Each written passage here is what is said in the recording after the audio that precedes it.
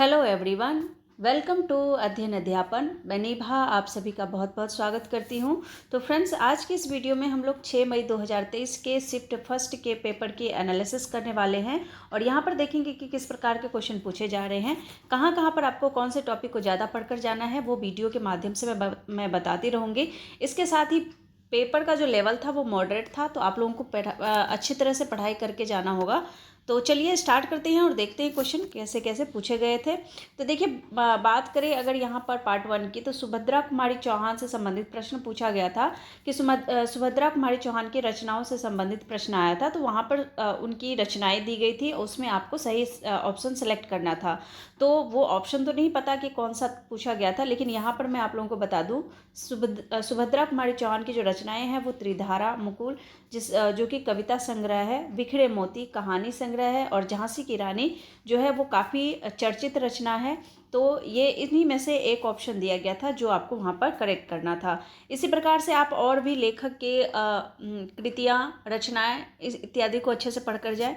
इसके बाद यहाँ पर पूछा गया था क्वेश्चन कि प्रकृति के सुकुमार कवि कौन है। तो ये है सुमित्रा नंदन पंत। तो सुमित्रा नंदन पंत को सुकुमार प्रकृति के सुकुमार के नाम से भी जाना जाता है।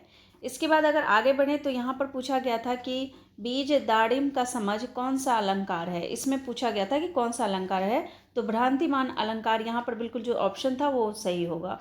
इसके साथ ही आपसे पूछा गया था कि महादेव का पर्यायवाची नहीं है, नहीं पूछा था यहाँ पर। तो बिल्कुल सही से आपको क्वेश्चन को ध्यान से पढ़ना होता है। तो यहाँ पर जो जनार्दन ऑप्शन में था वही सही था, क्योंकि जनार्दन महादेव का पर्यायवाची नहीं है। अगर हम महादेव की पर्यायवाची की बात करें तो यहाँ पर कुछ पर्यायवाची मैंने यहाँ पर मेंशन किया है, आप चाहें तो और भी पढ़कर जा सकते हैं। तो देखिए, शंभु, त्रिलोचन, पशुपति, शिव, शंकर, चंद्रशेखर, भूतेश, गिरीश और इत्यादि आप लोग और भी इनके पर्यायवाची चाहे तो पढ़ सकते हैं, लेकिन अगर आप इतना भी पढ़ लेते हैं तो काफ़ी है। इसके बाद देखिए, नेक्स्ट क्वेश्चन की तरफ बढ़े तो मतदाता में कौन सा समास है। तो कुल मिलाकर समास, अलंकार इत्यादि को अच्छे से पढ़कर जाना है। तो यहाँ पर तत्पुरुष समास बिल्कुल सही आंसर था। इसके बाद अगर आगे बढ़े तो आधुनिक का विलोम क्या होगा। तो विलोम शब्द पूछा जा रहा है, तो प्राचीन होगा। इसके बाद एक क्वेश्चन पूछा गया था जीके से संबंधित, मध्य प्रदेश का राजकीय फल क्या है। तो आम, और आप ये भी जानते होंगे कि हमारा राष्ट्रीय जो फल है वो आम ही है। तो बिल्कुल सही आंसर यहाँ पर आम ही होगा। देखिए, इंग्लिश का क्वेश्चन बहुत अच्छा पूछा जा रहा है। तो यहाँ पर अगर बात करें, यहाँ पर जो आपके पार्ट 2 है, पार्ट 2 में अगर इंग्लिश की बात करें तो यहाँ पर जो वॉइस हैं उससे 30 क्वेश्चन आए थे, और पेडागोजी से आपके 15 क्वेश्चन पूछे गए थे, और वोकैब से 20 क्वेश्चन पूछे गए थे, और लेटर इत्यादि से भी क्वेश्चन पूछे गए थे। तो ये पार्ट बी का है, तो इसको आप देख सकते हैं। क्वेश्चन का लेवल मॉडरेट है, तो बिल्कुल अच्छे से पढ़कर जाना है। देखिए, कुछ क्वेश्चन यहाँ पर मैं लेकर आई हूँ। तो देखिए, यहाँ पर दिया गया था कि filling the blanks with the appropriate preposition. तो प्रीपोजिशन से क्वेश्चन पूछा गया था, the coolie carried a suitcase dash his head. तो ऑन आएगा यहाँ पर आंसर। इसके बाद अगर नेक्स्ट देखें तो which of the following words is plural. तो एलुमनी जो था वो बिल्कुल सही था यहाँ पर। इसके बाद नेक्स्ट क्वेश्चन पूछा गया था कि choose in appropriate conjunction for the following sentences. तो यहाँ पर strike the iron while it is hot. तो यहाँ पर वाइल जो था वो बिल्कुल सही था। इसके बाद इसी को आपको अंडरलाइन करना था। इसके बाद नेक्स्ट क्वेश्चन जो था, तो identify the correct passive voice for the given sentences, please sit down.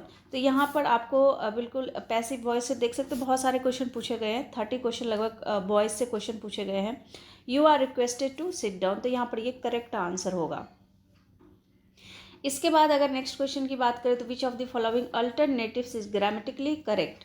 तो यहाँ पर bread and milk is a wholesome food, ये बिल्कुल यहाँ पर सही आंसर हो जाएगा। इसके बाद अगर नेक्स्ट क्वेश्चन की बात करें तो the sentence John will be leaving for England tomorrow is in. तो यहाँ पर बिल्कुल फ्यूचर कंटिन्यूस टेंस है, तो टेंस की पहचान आपको होना चाहिए। टेंस से क्वेश्चन पूछे जा रहे हैं। इसके बाद अगर नेक्स्ट क्वेश्चन की बात करें तो which of the following is a complex sentences. तो he reads what he likes. तो ये बिल्कुल यहाँ पर ऑप्शन बिल्कुल सही था। तो देख सकते हैं आप लोग, इस प्रकार के क्वेश्चन पूछे जा रहे हैं। Find out the subject is the following sentences, the beautiful rainbow soon faded away.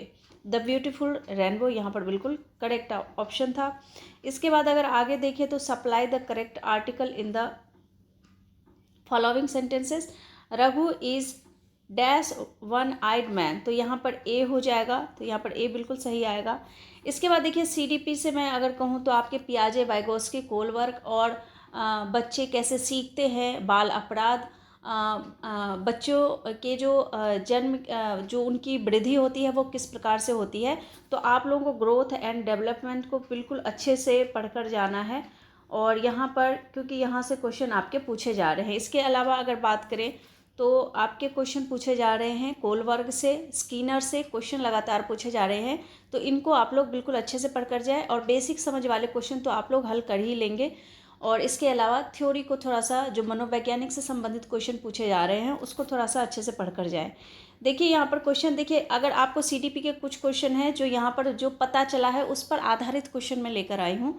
तो यहाँ पर देख सकते हैं, संज्ञानात्मक विकास के अनुसार कक्षा में ध्यान देने वाले बच्चे के लिए एक बाहरी कारक होता है, तो ये रुचि हो जाएगा।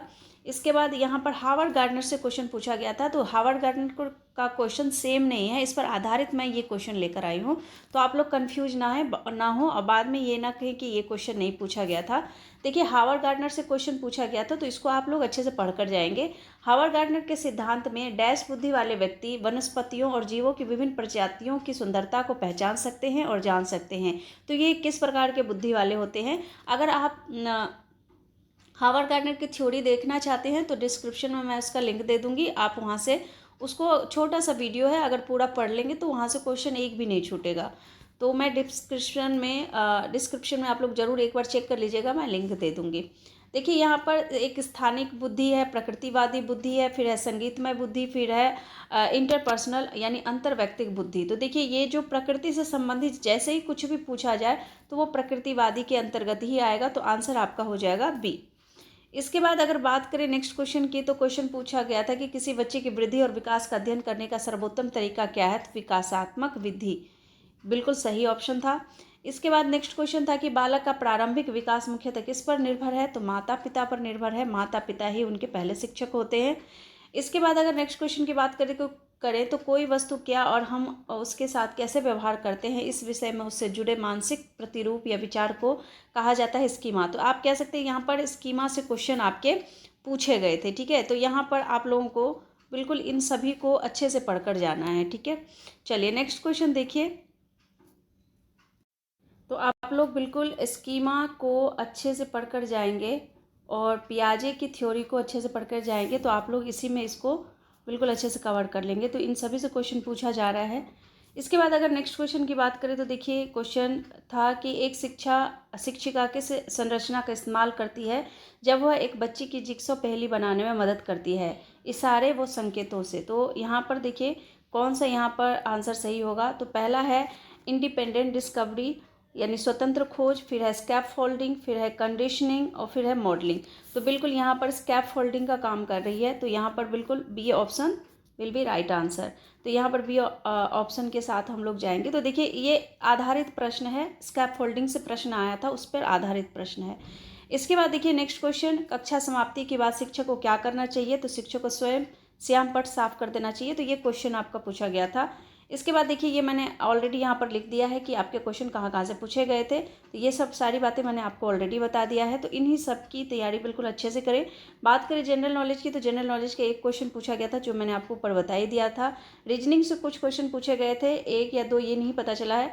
कोडिंग से 2 क्वेश्चन पूछे गए थे, डायरेक्शन से क्वेश्चन पूछे गए थे। तो इस प्रकार के क्वेश्चन आपके हो रहे हैं और बिल्कुल अच्छे से आप लोग तैयारी करें। और जो आपका पेपर का लेवल है वो मॉडरेट रहा है, तो बिल्कुल इन बातों को विशेष ध्यान में रख कर ही तैयारी करें।